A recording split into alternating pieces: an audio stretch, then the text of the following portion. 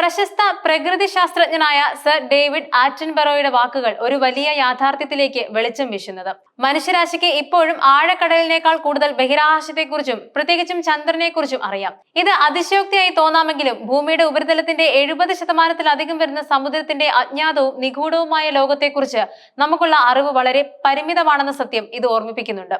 ആഴക്കടലിലെ ഓരോ തുള്ളി വെള്ളവും അനേകം രഹസ്യങ്ങൾ ഒളിപ്പിച്ചു വെച്ചിരിക്കുന്നു. സമുദ്രത്തിന്റെ ഗ്രഹത്തിലെ ഏറ്റവും വലിയ മരുഭൂമി എന്ന് വിശേഷിപ്പിക്കുമ്പോൾ അതിന്റെ വിശാലതയും മനുഷ്യന്റെ കാഴ്ചപ്പാടിൽ നിന്നുള്ള അതിന്റെ അജ്ഞാതത്വവുമാണ് ആറ്റൻബറോ എടുത്തു പറയുന്നത്.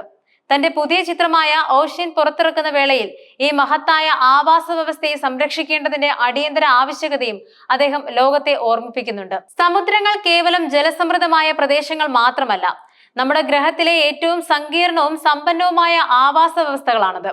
ഭൂമിയുടെ കാലാവസ്ഥയെ നിയന്ത്രിക്കുന്നതിൽ സമുദ്രങ്ങൾക്ക് ഒരു വലിയ പങ്കുണ്ട്. അന്തരീക്ഷത്തിലെ കാർബൺ ഡൈ ഓക്സൈഡിന്റെ വലിയൊരു ഭാഗം ആഗിരണം ചെയ്യുകയും ഓക്സിജൻ ഉൽപ്പാദിപ്പിക്കുകയും ചെയ്യുന്നതിലൂടെ സമുദ്രങ്ങൾ ഭൂമിയുടെ ശ്വാസകോശമായി വർത്തിക്കുന്നുണ്ട്. ദശലക്ഷക്കണക്കിന് ജീവിവർഗങ്ങൾക്ക് വാസസ്ഥലം ഒരുക്കുന്ന ഈ സമുദ്രങ്ങൾ മനുഷ്യരാശിക്ക് ഭക്ഷണവും വരുമാനവും ഗതാഗത മാർഗങ്ങളും നൽകുന്നുണ്ട്. എന്നാൽ അമിതമായ ചൂഷണം, മലിനീകരണം, കാലാവസ്ഥാ വ്യതിയാനം തുടങ്ങിയ മനുഷ്യന്റെ പ്രവർത്തനങ്ങൾ സമുദ്രത്തിന്റെ സ്വാഭാവിക സന്തുലിതാവസ്ഥയെ അപകടത്തിലാക്കുന്നുണ്ട്. പ്ലാസ്റ്റിക് മലിനീകരണം, എണ്ണച്ചോർച്ച, അമിത മത്സ്യബന്ധനം എന്നിവ സമുദ്രജീവികളുടെ നിലനിൽപ്പിന് ഭീഷണി ഉയർത്തുന്നു.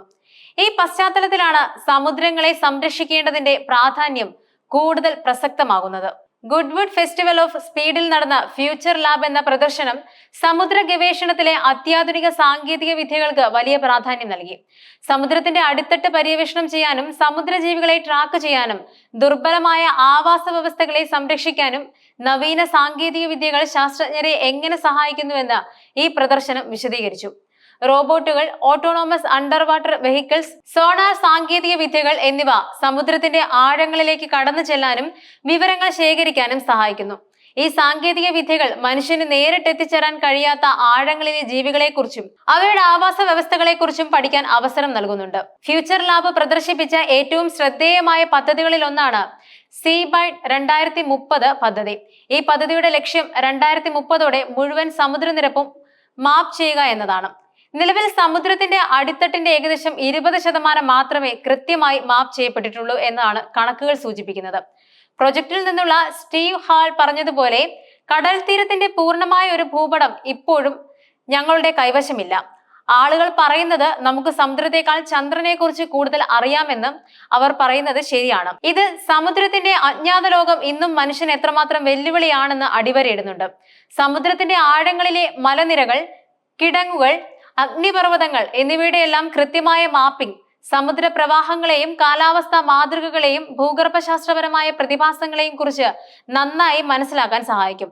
കൂടാതെ പുതിയ സമുദ്രജീവികളെ കണ്ടെത്താനും സമുദ്ര വിഭവങ്ങൾ കണ്ടെത്താനും സമുദ്ര സംരക്ഷണ പ്രവർത്തനങ്ങൾക്ക് ആസൂത്രണം ചെയ്യാനും ഈ മാപ്പിംഗ് നിർണായകമാണ്. പ്രദർശനത്തിലെ പ്രധാന ആകർഷണങ്ങളിൽ ഒന്നായിരുന്നു 1914 അന്റാർട്ടിക് പര്യവേഷണത്തിനിടെ മുങ്ങിയ സർ ഏണസ്റ്റ് ഷാക്കിൾട്ടന്റെ വിഖ്യാതമായ ദി എൻഡുറൻസ് എന്ന കപ്പലിന്റെ 1.5 മീറ്റർ വലിപ്പമുള്ള 3D പ്രിന്റഡ് മോഡൽ.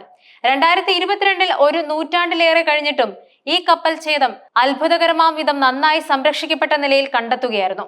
ഇത് സമുദ്ര ഗവേഷണത്തിലെ പുതിയ സാധ്യതകൾക്ക് ഊന്നൽ നൽകുന്നുണ്ട്. കണ്ടെത്തലിന് നേതൃത്വം നൽകിയ ഫോക്ലാൻഡ്സ് മാരിടൈം ഹെറിറ്റേജ് ട്രസ്റ്റിലെ എലീന ലെവൻഡൻ പറയുന്നതനുസരിച്ച് അവിടെ കനത്ത ഇരുട്ടായിരുന്നെങ്കിലും അന്റാർട്ടിക് സർക്കംപോളാർ കറന്റ് കപ്പലിന്റെ അവശിഷ്ടങ്ങളെ ജീർണതയിൽ നിന്നും സംരക്ഷിച്ചു.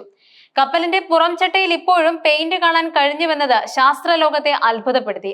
സാധാരണയായി കടലിന്റെ അടിത്തട്ടിൽ ജീർണത വളരെ വേഗത്തിൽ സംഭവിക്കാറുണ്ട്.